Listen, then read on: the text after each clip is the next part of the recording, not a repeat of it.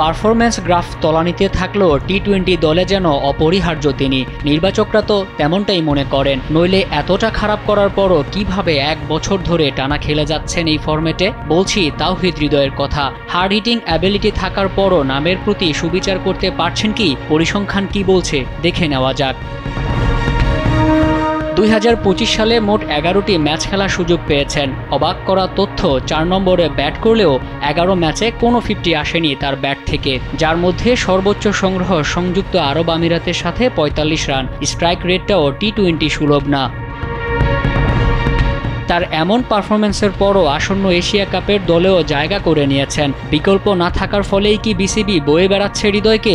যোগ্য বিকল্প থাকার পরও কেন হৃদয়েই মজে আছে নির্বাচক প্যানেল? এখন যে কোনো ব্র্যান্ডের পুরাতন এসি বদলে নতুন ওয়ালটন এসিতে উপভোগ করুন 25% ছাড়।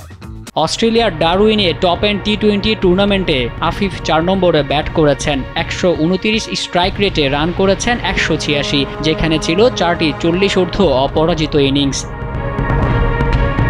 ফর্ম এবং পজিশন বিবেচনায় নিলে আফিফ হোসেনই এগিয়ে থাকবে হৃদয়ের বিকল্প হিসেবে। আফিফ জাতীয় দলের রাডারে আছে এমন মন্তব্য করে দায় সেরেছেন প্রধান নির্বাচক। যোগ্য হিসেবে দলে ফেরার কাজটা ব্যাটে ঝড় তুলেই করেছেন আফিফ। আর কি করলে খুলবে জাতীয় দলের দরজা?